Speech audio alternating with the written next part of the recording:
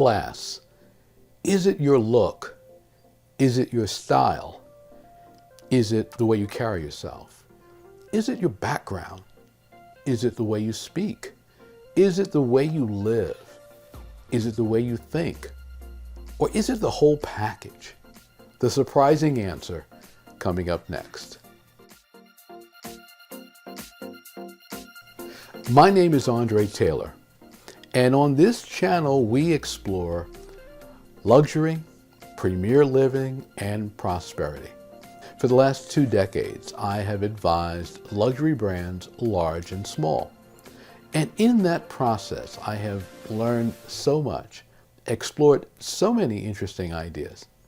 And in this video, I want to explore the idea of class. What it is, should we care about it?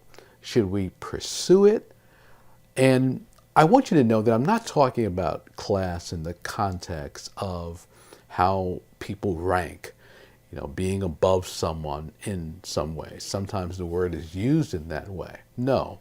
In this video, we're talking about class in the way that sometimes people are admired in their character, in their style.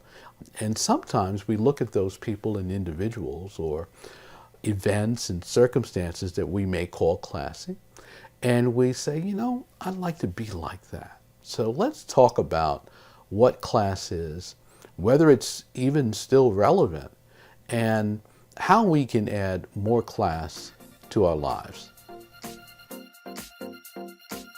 Sometimes you will hear someone say, that woman is really classy, or that fella has a lot of class. He's a class act.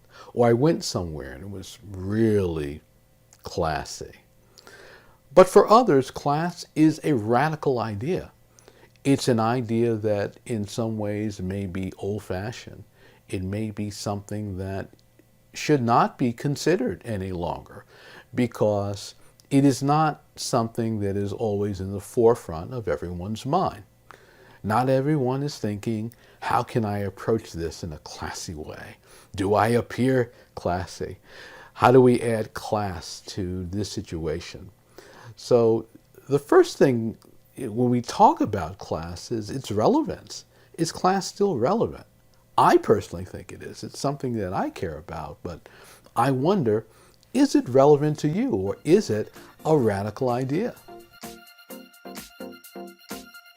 What do you think about when you hear the word class?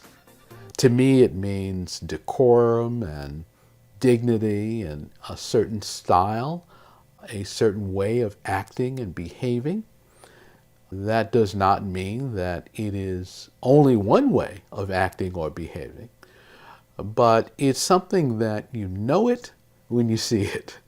And I think that when I think of class, I think of someone who is doing something in an elevated way, something that when I see it, when I feel it, when I experience it, I know that this is something that is above what is normal. And that is what class means to me. Class is all of the things that I mentioned at the beginning of this video. The way you speak, the way you act, the way you behave, your style, the way you think. You can demonstrate class in all of those areas. Now, what's interesting about class is that it was something that was portrayed in film and maybe early television as something we would aspire to. I think at one time, every socioeconomic background would look at a certain portrayal of class and say, wow, that's the way I want to be. That's the way I want to dress. That's the way I want to handle myself in a certain situation. So it was something that everyone aspired to. And frankly, it was something that everyone expected. It was the norm that we should gravitate toward a certain view, a certain definition, a certain way of demonstrating class in our lives. Lower your voice, stand up straight. get your clothes together, do things the right way. You probably heard that as a kid growing up. I know I did. I can remember once I was a young kid and I was making all this noise when I was visiting with my cousins, and my cousin said, lower your voice when you're talking to out in the street. When we talk privately, this is how we do that. And I began to make note that there was a certain way that I should behave. We were watching television, and one of my cousins kept going back and forth in front of us, going to another room to do something. And every time she would pass us, she would say, excuse me, and excuse me. And I remember as a little kid, I was asking my other cousin, why does she keep saying, excuse me? And he said, well, because she's walking in front of us and she's obscuring our view and we're watching television. And it's the classy thing to do. So I began to make note of these things. How do you conduct yourself and make sure that you are polite? I guess it's a form of etiquette, and things like lowering your voice and walk this way, and when you're in a corridor, lower your voice and speak privately, and take your hat off when you enter a building, and walk on this side of the woman. Many of these things are old-fashioned values and things that are not really in the forefront of our thinking today, but these used to be ways of thinking that we should conduct ourselves and ways of demonstrating class. I think it takes courage to be classy, particularly today, and particularly classy that is old school. I believe that today most people are going for shock value.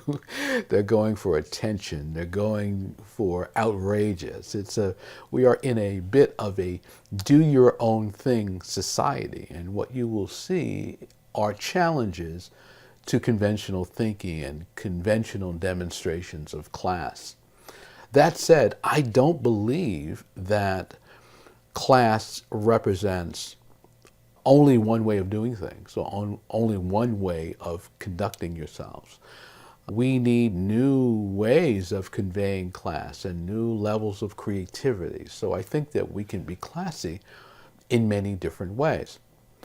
At the same time, there are people today who often like the idea of demonstrating that they're not classy, and they are verbose about not being classy. So we are in a different time, and I believe that it's an appropriate time to explore the idea of class once more. Now today, the word authenticity is a favorite word, but I have to tell you, in some cases, authenticity is nonsense, because what we're talking about here is learned behavior, and learned behavior that we held on to. So often a person will use the phrase authenticity to make excuses about behavior that they know they should improve or change in some way because it is maybe off-putting or maybe it is rude. I think that much of what we do is learned behavior. We learned it from our parents. We learned it from our upbringing, our socialization, our family, friends, neighbors, and so forth. And we have an opportunity to unlearn it, and we have an opportunity to learn new ways. So while I do value authenticity and the importance of authenticity in many ways, you have to ask yourself the question, am I claiming authenticity for something that I can potentially improve? Something that I'm doing that I've just adopted, chosen not to change, and I could really improve. One example of the authenticity argument is the use of profanity. We see a lot of profanity used today. It's on book covers, it's in articles, newspapers, it's in speeches, it's on television everywhere. Now, profanity has always existed. It's always been there. But the fact that it is so prevalent sometimes makes me wonder why someone is choosing to present it in this way. Now, that person could have just as easily decided they were going to be more creative, that they were going to communicate in a different way. And I think they had or have an opportunity to elevate their language and to choose a different approach. So often when I'm thinking about something and I might gravitate to a word that everyone is using, I choose another word. You can do the same thing with profanity, and I believe that profanity is fine in terms of emphasizing something and making something clear, but it isn't always something that's necessary, and it certainly isn't always classy. Imagine going to a Broadway show where the characters were just using a lot of four-letter words back and forth throughout the entire show, and you sat through 2 hours of that.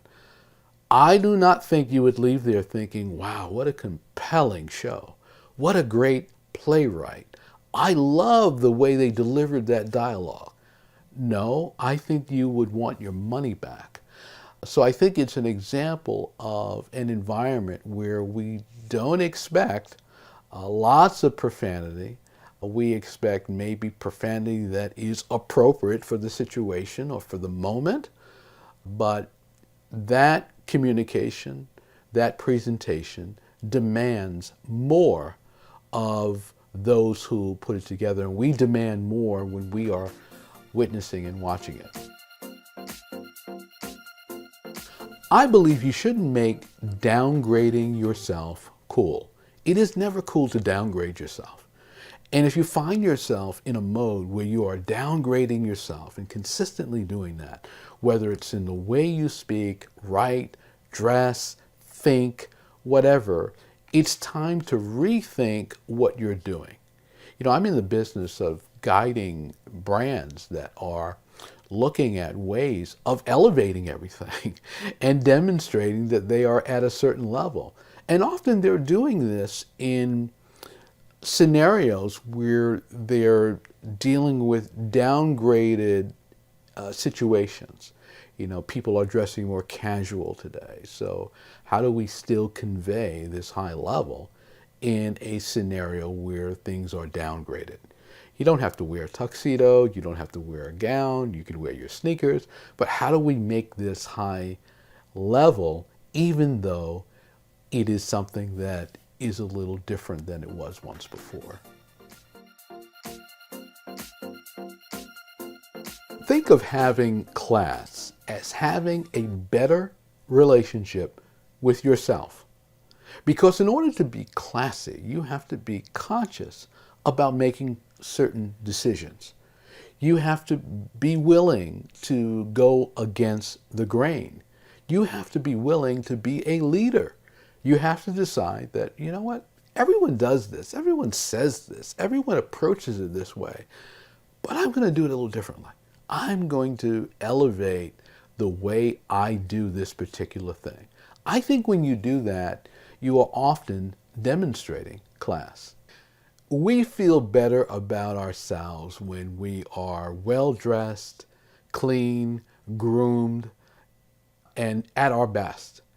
I recently saw a story of some kids in a school, and one of the kids decided that he was going to start dressing up. He started wearing nice slacks and a vest, a tie, and coming to school. At first, his classmates would look at him and say, "Why is he doing that? What's going on here?"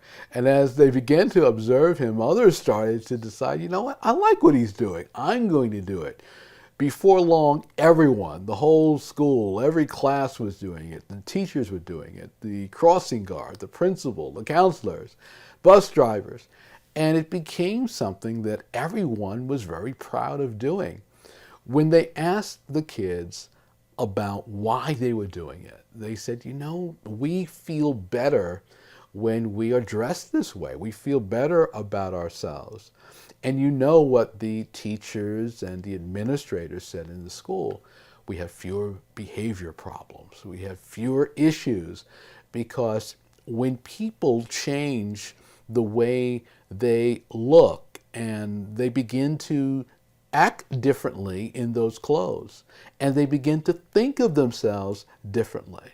And so everything becomes elevated.